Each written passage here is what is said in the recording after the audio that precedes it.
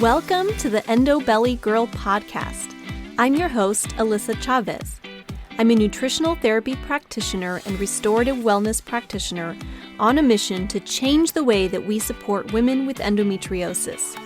Endo is a full-body disease that impacts your mind, body, and spirit in countless ways that aren't often addressed the way that women truly deserve. We are here to talk about all of it. Please keep in mind that the content of this show has been created for educational purposes only and should never be used as a replacement for medical diagnosis or treatment. Hello, my friend, and welcome back to the Endo Belly Girl Podcast. I have a guest for you all today. Her name is Lindsay Little, and she is actually a personal friend of mine as well as a colleague in the health and nutrition space.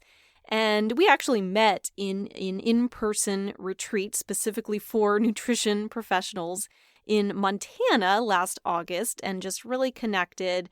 We are really on the same page with a lot of things. We both work with clients and are building out our practices and really are passionate about what we do. I think that's the part that we connected on the most. And more specifically, we both love talking about gut health. So I actually reached out to Lindsay recently and said, hey, you know what? You love gut health. I love gut health. We both loved nerding out about gut health and could really talk about it all day long. So I said, hey, would you like to come and be a guest on the podcast so that we can nerd out on gut health together?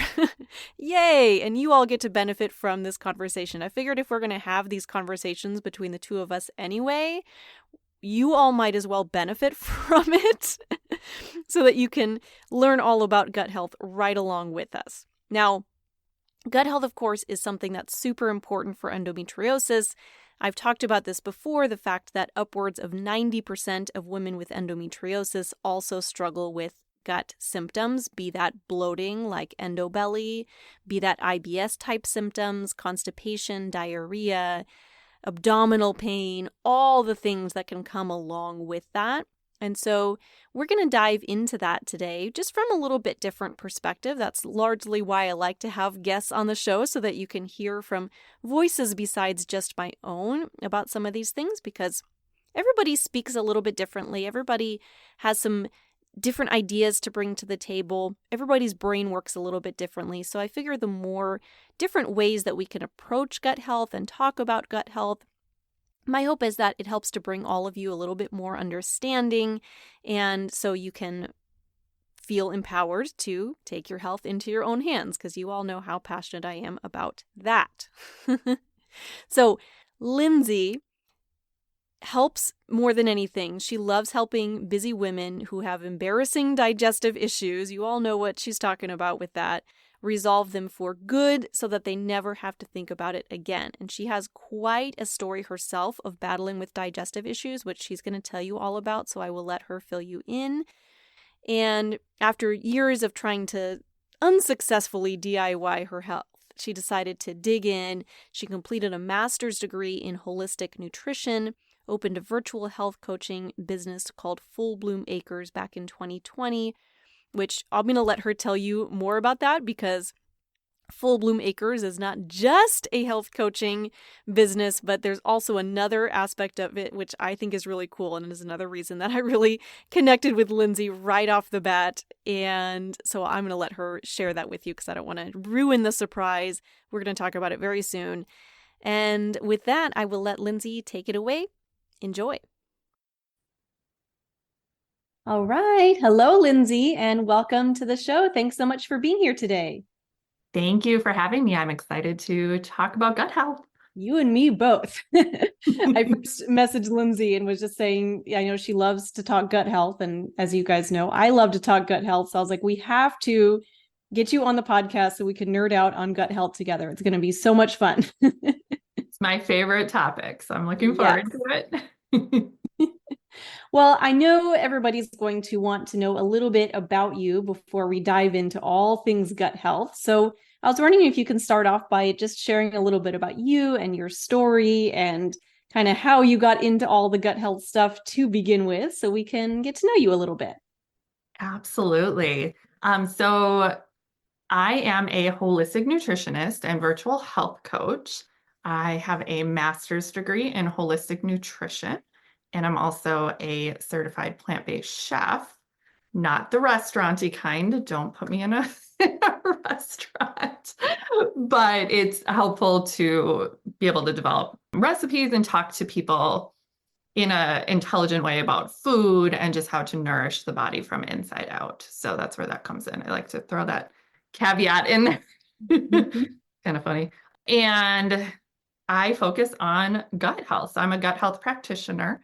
I mainly work with women over 40 who have embarrassing, painful, annoying digestive symptoms, and I help them resolve them for good so they never have to think about them again. And that's my main focus with women of that age and older. So this definitely, the conversation about hormones fits very naturally into that age group. So I spend a lot of time with that. I got in, well, I should say I'm the founder and owner of Full Bloom Acres Wellness as well. So you'll see that pop up on social media and everything.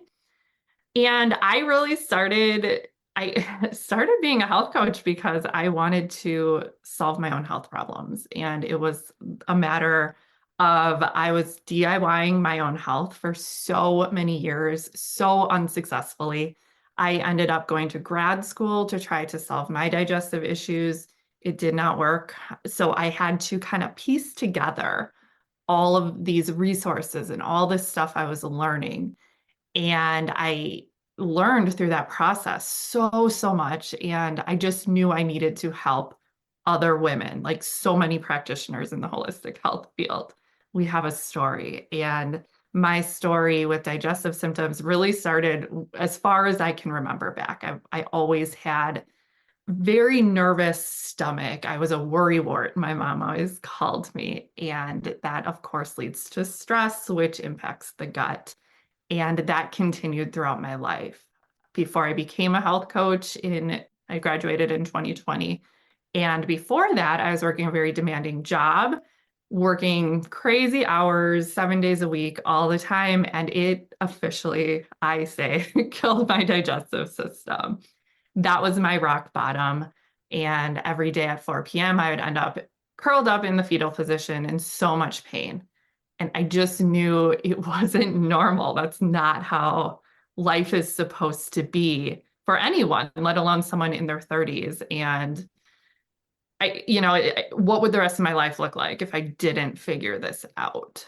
So that sent me down that path of just learning. So that's how I got here through my own process of resolving my gut issues. And I'm happy to say I no longer have gut issues, and really developed a process during that learning of how I can help other people, which is the best job in the world.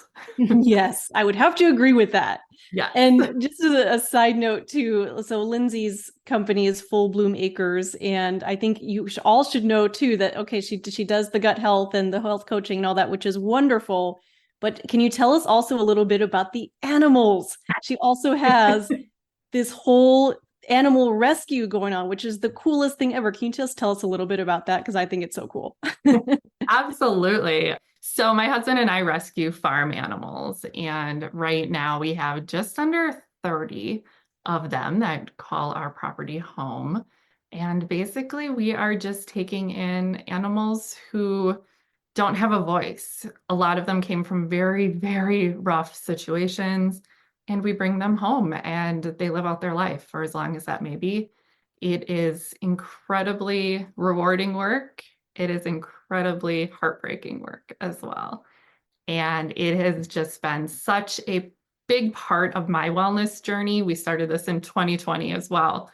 So the same year I started my practice, but it really has helped me just get outside more, be more involved with nature, be interacting with something that's bigger than myself. And those are just things that are just amazing that I didn't think I would get out of, bringing some pigs home. And it's been just life-changing. And that is just such a great feeling, and to be with these animals when they need it the most and to bring them from scared little pigs or sheep or mini donkeys full circle to just living their best pig life is just amazing. I love that. Yeah. If you want to follow Lindsay, we'll talk about this all later as well when we talk about where to find you, but I just have to throw that in there. If you want to find Lindsay on Instagram, I'll link it in the show notes. You can see her pictures with Jerry the alpaca, and he's my favorite, and the pigs and all the all the animals. It's a lot of fun. So don't miss out on that. All right, that was a fun side adventure here, but we are here to talk about gut health. So let's get back into that. Now, there are a lot of digestive symptoms that we all just consider to be common, right? Which we'll dive into in a second here. But I was wondering if you can touch base a little bit on just, first of all, what some of those common digestive symptoms are that we see, and what's actually common versus normal, right? Because those are two very different things. Like you were talking about your story of just having to curl up into a fetal position at 4 o'clock in the afternoon every day after work, and just knowing that that's not normal. But unfortunately, it's more common than we would like to think that people are experiencing digestive symptoms like that. And the reason really we're diving into this today too is because digestive symptoms are extremely common with endometriosis. There's studies showing that upwards of 90% of women with endometriosis have gut issues, digestive issues, symptoms of some sort going on. It can vary from person to person, but definitely a conversation I think that's important to have. So can you talk to us a little bit about that common versus normal and what that looks like? Absolutely. Yeah. I'm so glad that you're bringing that up because we think that just because something is common, that it's normal. And that's not the case. And that's a lot of times that's coming from doctors and other Western medical professionals. And unfortunately, that is the reality that we're living in. So that could not be more true when it comes to digestive health. And I will start out just saying that everyone is a little bit different. Every body is different. You're different than me. Everyone listening has a different body. So there are general guidelines that I like to talk about, but just know that there are variations of it. So probably the some of the most common symptoms that I see that women come to me with, and sometimes these are not even their outright complaint. Like it takes a little bit of digging to find these things. But the most common, hands down, is gas and bloating. And usually those accompany each other, sometimes not, but usually they do. And I'm talking about gas and bloating that happen every time you eat, or every single day, or by the end of, by 4 o'clock or the end of the workday, your tummy is just, it feels like you're pregnant. That's the type of gas and bloating I'm talking about. I'm not talking about, oh, I just had a big bowl of bean chili and now I'm gassy.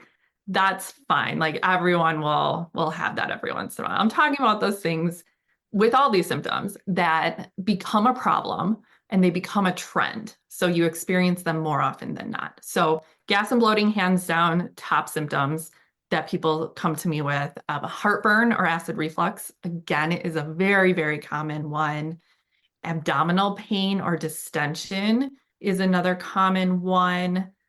Painful periods. Let's talk about the hormone piece right away. So a lot of people will come to me with recurrent yeast infections, hormonal imbalances, whether that's menopause, perimenopause, or just painful periods in general. And then we get into food sensitivities. So maybe, eating grain makes you blow up like a balloon. Maybe eating a raw salad makes you blow up like a balloon or gives you diarrhea or constipation. So that would be a food sensitivity, and which is different than a food allergy. We'll throw that out there as well. The body has a very different reaction. So if you're allergic to shellfish, that is not the same as having a gluten sensitivity or being unable to process raw kale, for example. And then we get into some of those lesser recognized digestive symptoms: brain fog, trouble focusing, anxiety and depression, stress, like that inability to process stress where it feels like if one more thing happens today, I'm going to snap. That is the kind of sudden stress that we're talking about here. Things like body odor, just inability to sleep or sleep through the night. I feel like I could go on and on and on about these symptoms because it's so far reaching. It starts in your gut, but it really expands through the rest of your body. So those are probably the common ones that I see for sure. Yeah, and I'm glad you're kind of going from the gut out as you were talking about that, because that's so true. When we think of gut health, I think the things like the bloating and gas and constipation and diarrhea and heartburn, all of that tends to be kind of top of mind. But I love that you're talking about all of those other things that can come into play. How you're handling stress and your mood and your sleep and all of these things that are very much affected by your gut, right? Because at the end of the day, and this is something that I talk about a lot as well, that nothing in our body works independently. I know this is something that I think I was confused about coming out of school, because in biology class, we learned about the systems of your body. This is your reproductive system. This is your digestive system. This is your nervous system. And we kind of learn about all their individual jobs, which is important. But I think one of the missing pieces that becomes very relevant in your day-to-day life is how all of those pieces interact with each other and how one of those systems can affect any or all of the other systems. And that's where we come into looking at our body as a whole. I think particularly with endometriosis, I talk about that a lot too, that it's a full body disease, but really for anybody struggling with symptoms like that, it's a matter of kind of zooming out and looking into your whole body. Absolutely. And I just think that's why it's so important to work with people who get that. And your doctor just wants you to list out a bunch of things that are wrong, right? And I don't know about you, but when I go to the doctor, it's like this 10-minute, you're in 10 minutes to basically word vomit everything that happened in the last 12 months. And then they give a short one answer response. And that's not how it works. And especially we're missing out on the root cause. We're doing all these Band-Aids. And yeah, that's important at the time. I always say, like, if you're having a heartburn, like, we need to put out the fire. Like, if you're having a Crohn's attack, put out the fire, and do what you need to do to get on with everyday life. But then we need to do more. That wasn't the solution. It was a solution. Yeah. But we need to go further if you want that long-term resolution, which I think everyone does. I think that's what we're looking for. Oh, yeah, absolutely. I think if you're listening to this podcast, that's probably what you're looking for. Because I'm certainly not coming on here and having conversations about, how to slap Band-Aids on your problems. So if, the audience that's listening to this, I think is very much on board with that whole idea. And I would love to even dive into that a little bit. So I know when we were having a conversation ahead of time, just kind of, okay, what are the things that we really want to bring to this audience here? And one of the things that was coming up was the issue of bowel regularity and motility that, is a very common thing and oftentimes can kind of be at the root of some of the other digestive symptoms that we see. So I was wondering if you can talk a little bit about that, why that's important in the first place. Like, okay, we all know we need to poop. We all know it feels uncomfortable when you don't poop, right? When you're a little blocked up, we all know what that feels like. But can you talk a little bit more about just the importance of bowel movements, regularity, and also just what are some of those common underlying causes behind that you see? Yeah. So I think we take pooping for granted until something goes wrong. And I say that because I think what ends up in the toilet is such valuable information. And we don't talk about it. And I love to normalize this conversation. So I'm so glad that we can talk about this openly because there's the book, Everyone Poops, right? Mm-hmm. And it's true. You do. If you don't, you have really serious issues, right? It's part of being alive when we break it down in the most simple way. But it goes wrong so often, and we don't recognize it because we're not taught to. I was not taught that growing up. I had to seek, that was rarely talked about during grad school. I had to seek that outside help to understand, what does it mean? Like, what is regular? Everyone asks that. No one wants to, but everyone asks that. How do I know if I'm pooping enough? What's normal?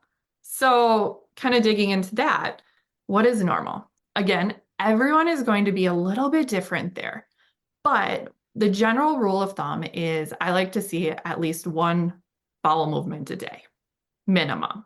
Depending on how much fiber you're eating, people that are plant-based or vegan, they typically will poop 2 or 3 times a day.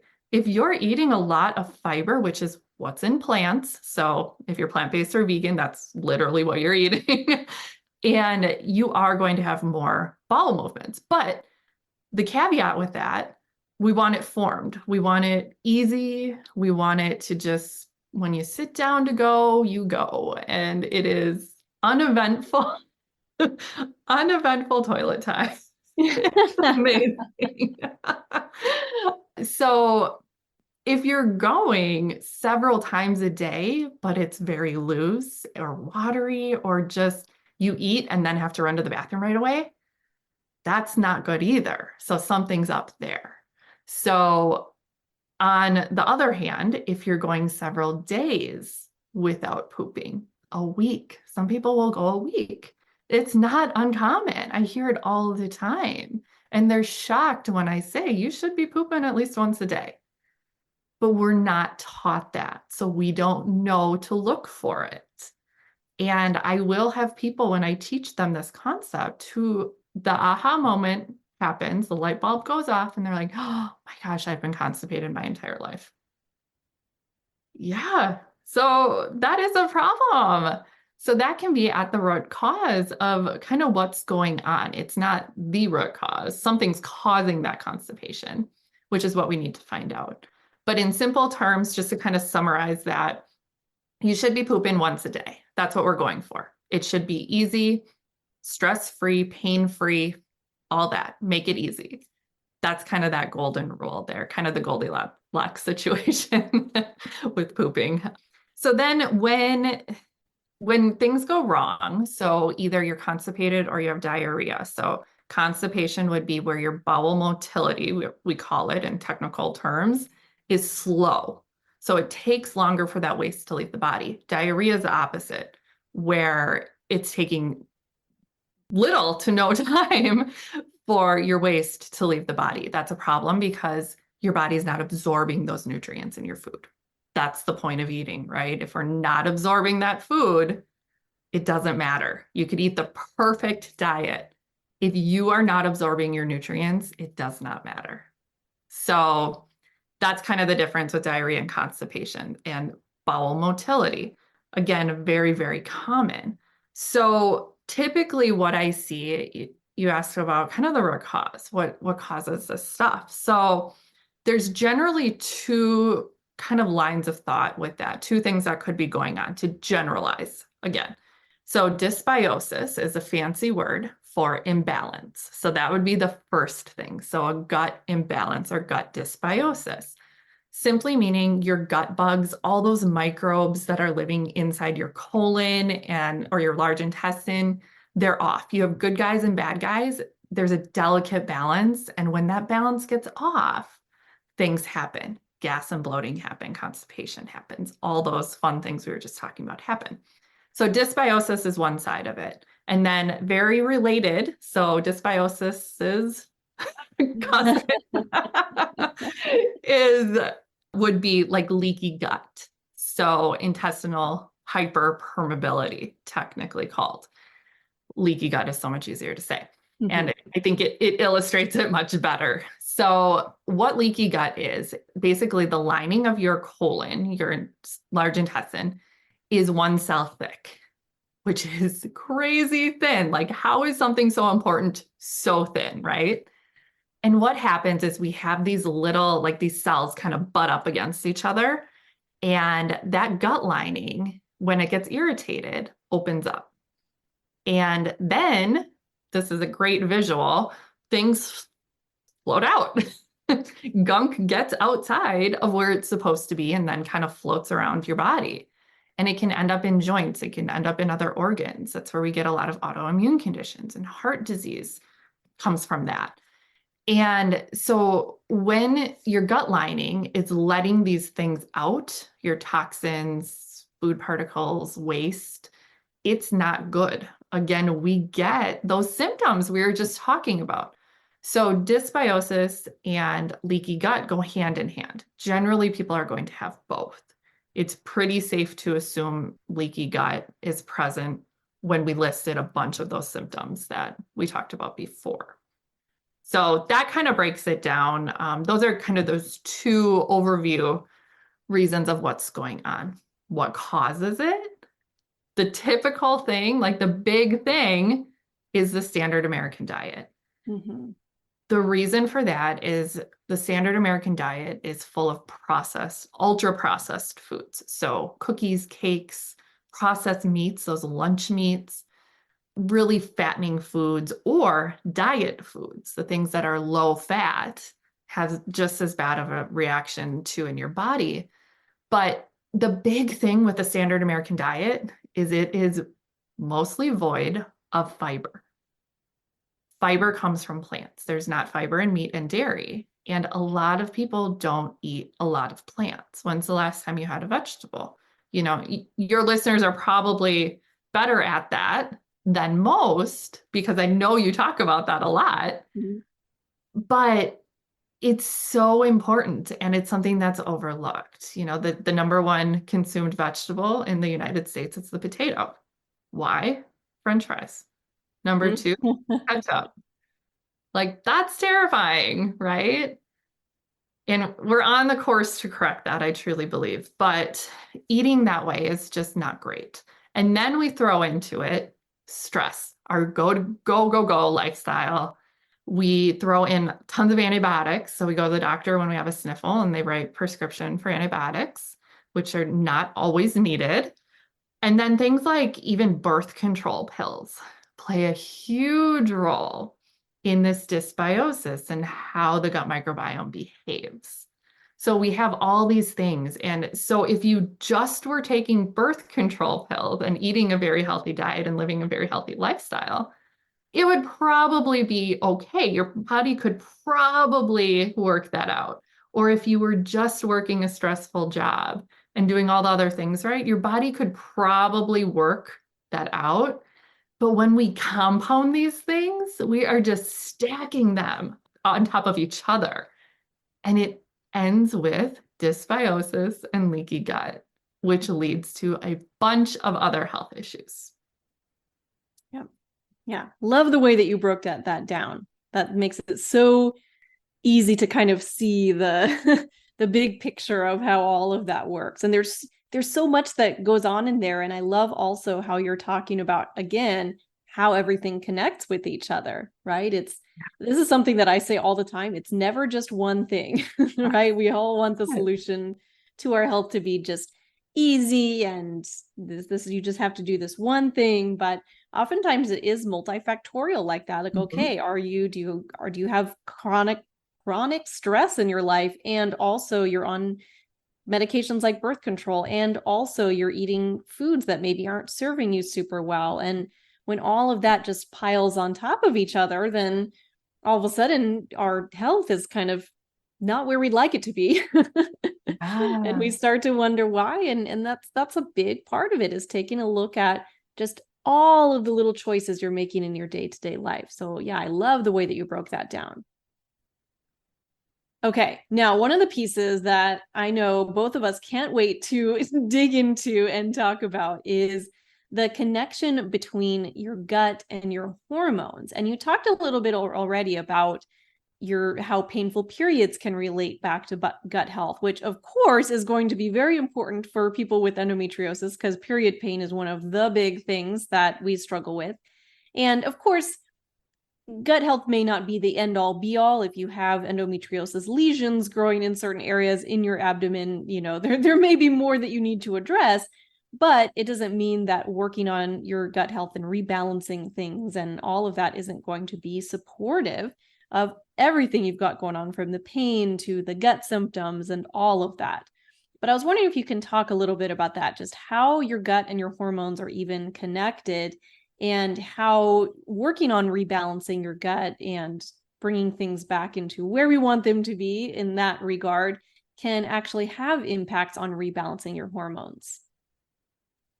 Yeah, absolutely. And this is such a big topic. So I gave myself some notes so that I would stay on topic here. But I'm glad you pointed that out too. Just because we're focusing on gut health doesn't mean that, rebalancing your gut is going to solve all the problems. That's not what we're saying. It's a great starting point, because I often find that people try to start kind of in the middle and then wonder why they're not getting a full resolution. Well, because we started in the middle, right? We didn't start with that root cause a lot of times. So it's a component of overall health. And I think it's very important, but it's not an end all be all. And there are, of course, limits to it. But back to kind of that hormone gut connection. So the point of eating, right, is to give your body nutrients. And when it comes to hormones, your body needs those vitamins, minerals, and antioxidants in the correct forms and the correct amounts, which your body can regulate, but it needs those things to create those hormones. And when we're lacking certain vitamins, minerals, antioxidants, our body isn't able to produce those hormones. So a big one that happens with all these bad diets out there is a low-fat diet, where people are trying to cut out almost every source of fat from their diet. That doesn't work for your hormones. That's hard. Your body does need fat. It needs it in a certain way, but by eating lots of variety of fruits and vegetables and nuts and seeds and all those really good things, you get that fat. So that's just one example. And I think a lot of people are kind of shocked to hear. So for hormone health, you do need fat. You do need healthy fats. And I said it before, you are only as healthy as what you absorb. So that saying, you are what you eat, I love that saying because it's wrong. You're not what you eat. You are what you absorb.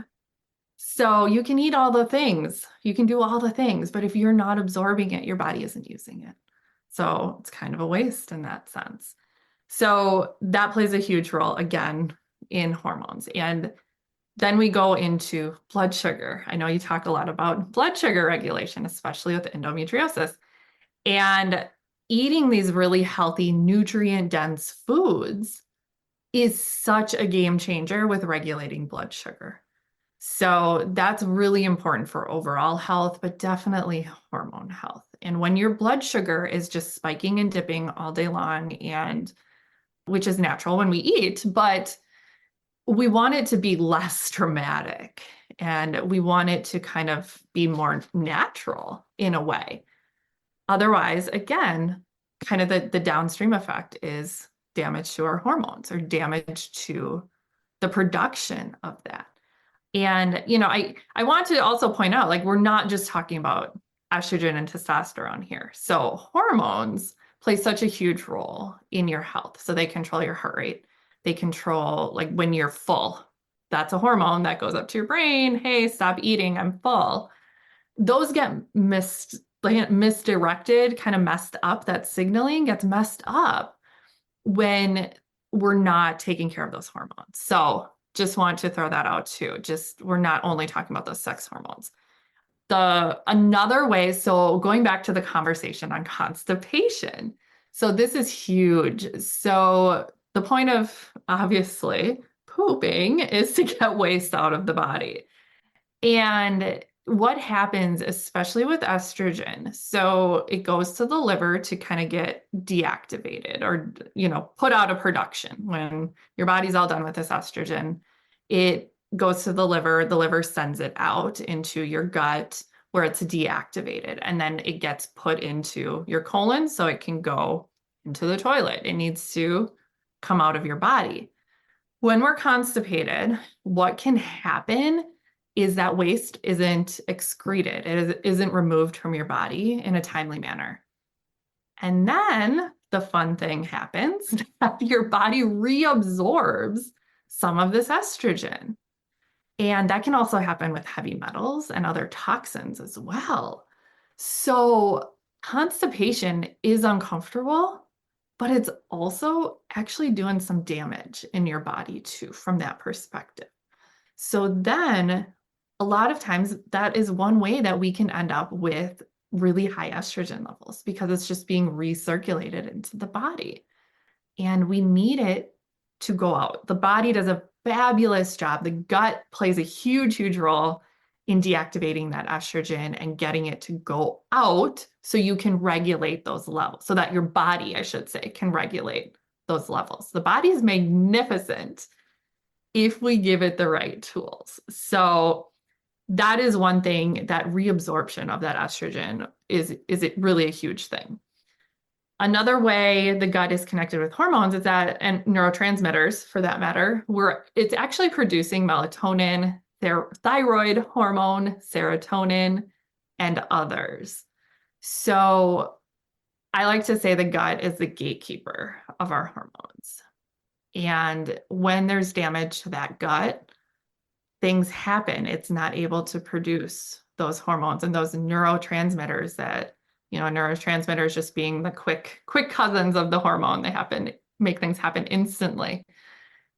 When that process kind of goes crazy or doesn't happen as it should, we end up with issues. And a lot of that, again, comes back to the gut. So that's I think, super important to kind of pay attention to and just know the gut is not just about food. It's not just digesting food, but it's secreting these hormones. It's producing these.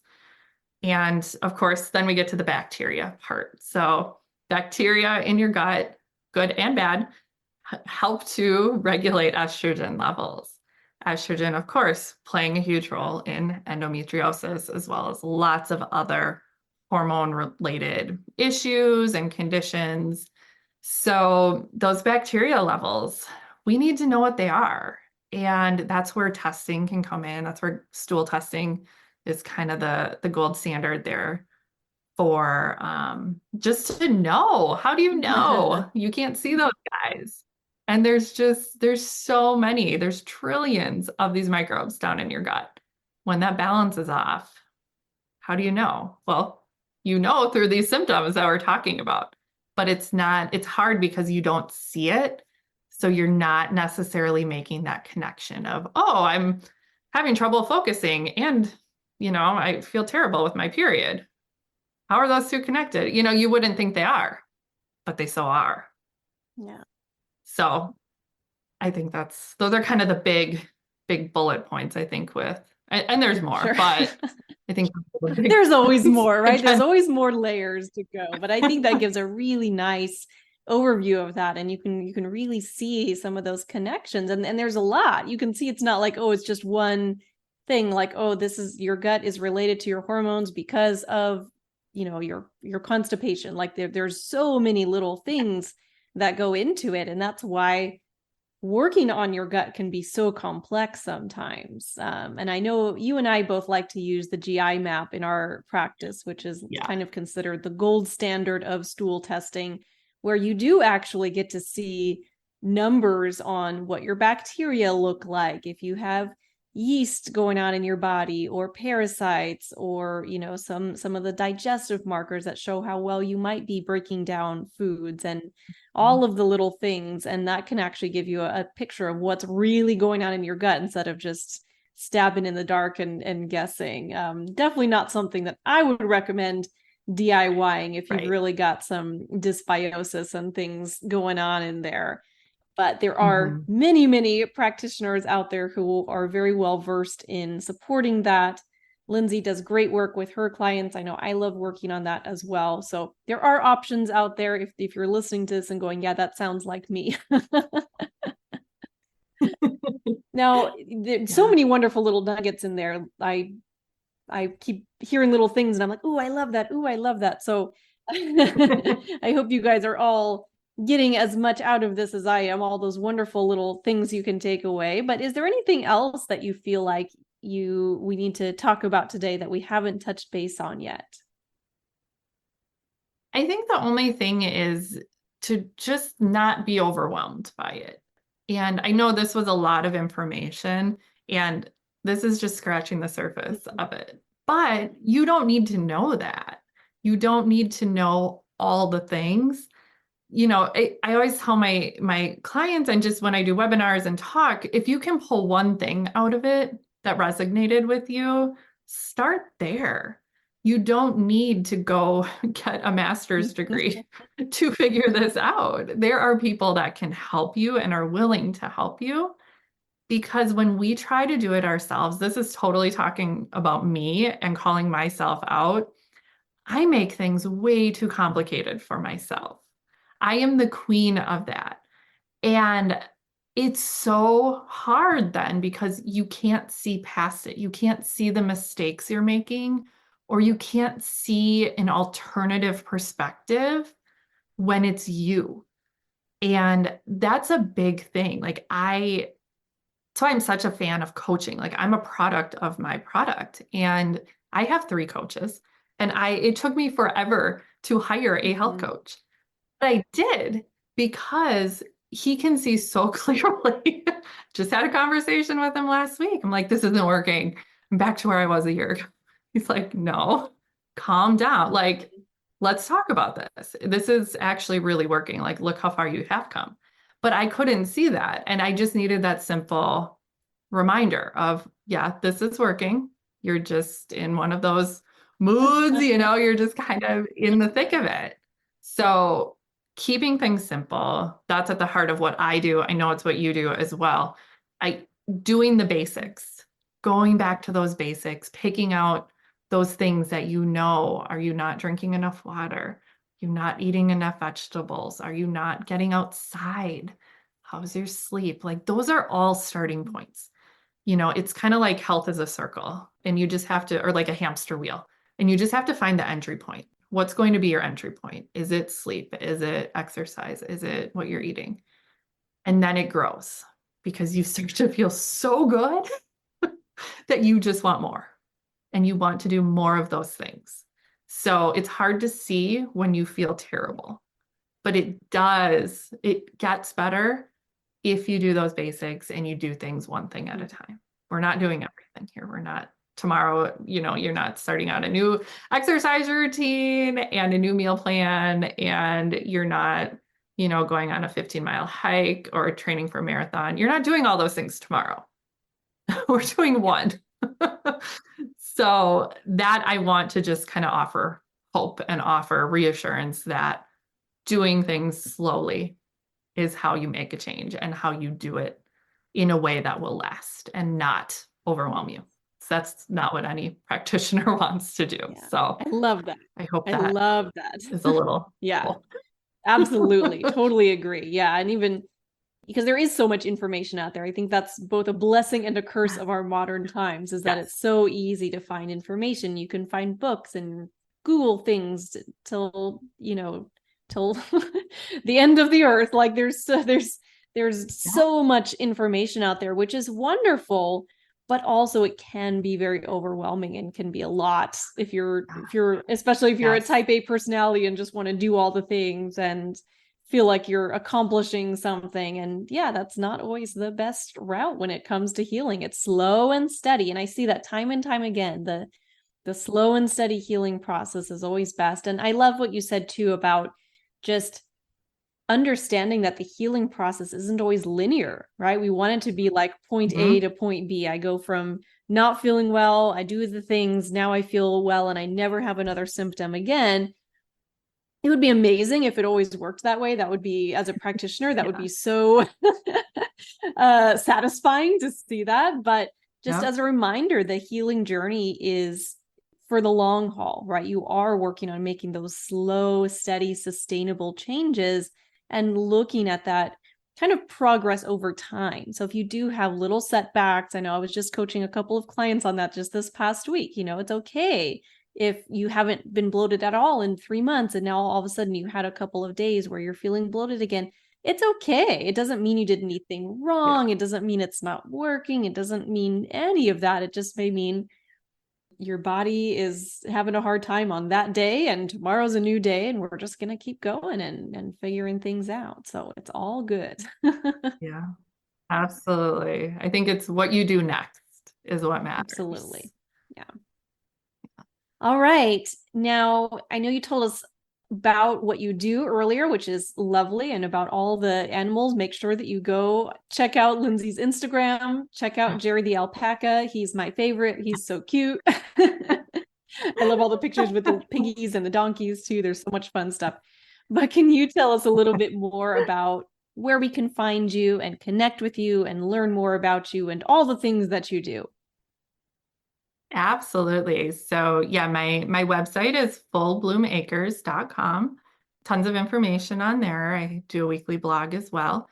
And otherwise, social media at fullbloomacres on the socials. And yeah, there will be animals up there, or Farm Friends Friday, every Friday, but throughout the time as well. And then I also offer just a free cheat sheet on my top 10 favorite digestive superfoods. So that's super fun just as a starting point. So many people are like, Lindsay, what do I eat? I don't know what to eat. Start there. Just make it simple. Grab this super easy cheat sheet. You're probably eating some of them already, but that's a great entry level, entry point into that wheel of health. So if you want to get that, it's just fullbloomacres.com/free. You can download that for free. And that's a great, like I said, great starting point for you. Love it. And I will link to all of that in the show notes. So if you're like me and you're always multitasking while you listen to a podcast, you're driving or you're walking or you're cooking dinner, these are all the things that I'm doing while I'm listening to a podcast episode. That will be linked up in the show notes. So you can find that there whenever it is convenient for you. Go connect with Lindsay, go say hi. I'm sure she'd love to talk to you and connect with you and all the things. Absolutely. All right, Lindsay. Absolutely. Well, thank you so much for being here today. That was such a great conversation. I hope everybody got as much out of that as I did and nerded out on all things gut health. So much fun. And thank you so much for being here. Thank you, Alyssa. I appreciate it. And thanks for everyone who's listening. Thank you so much for joining me today. If you loved what you heard, be sure to leave a review, share with a friend, and subscribe so you can keep coming back for more. If you are ready to take the next step toward getting to the root of your endo symptoms like endo belly, pain, fatigue, and so much more, you need to take my Endo Reset free course. You can find the link in the show notes or at www.endobellygirl.com. Till next time, my friend.